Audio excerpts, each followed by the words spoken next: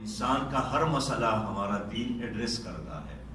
امیر Jamaat Islami senator سراج الحق نے اپنے دورہ سعودی عرب میں وہاں مقیم پاکستانی بزنس کمیونٹی کی طرف سے دیے جانے والے ظہرانے میں شرکت کی۔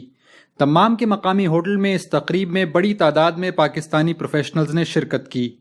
سینیٹر سراج الحق نے پاکستان کے موجودہ حالات اور درپیش چیلنجز، خارجہ پالیسی اور سمندر پار پاکستانیوں کے مسائل پر اظہار خیال کیا۔ اپنی گفتگو میں سراج الحق کا کہنا تھا کہ تمام تر مشکلات کے باوجود پاکستان کا مستقبل روشن ہے۔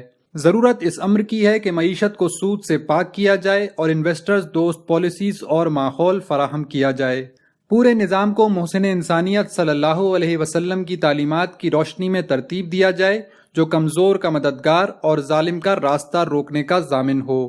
موجودہ پاکستانی حکومت سے عوام کو بڑی توقعات ہیں اور عوام اور خواص نتائج اور بہتری کے منتظر ہیں۔ انہوں نے مزید کہا کہ اگر ہم اپنی معیشت اور دفاع کو مضبوط کرنے کے ساتھ ساتھ قوم کی نظریاتی اور فکری صف بندی کرنے میں کامیاب ہو جائیں تو ہمارے وسائل، جغرافیائی اہمیت اور افرادی قوت کے سبب ہمارے اہم عالمی کردار سے انکار ممکن نہ ہوگا۔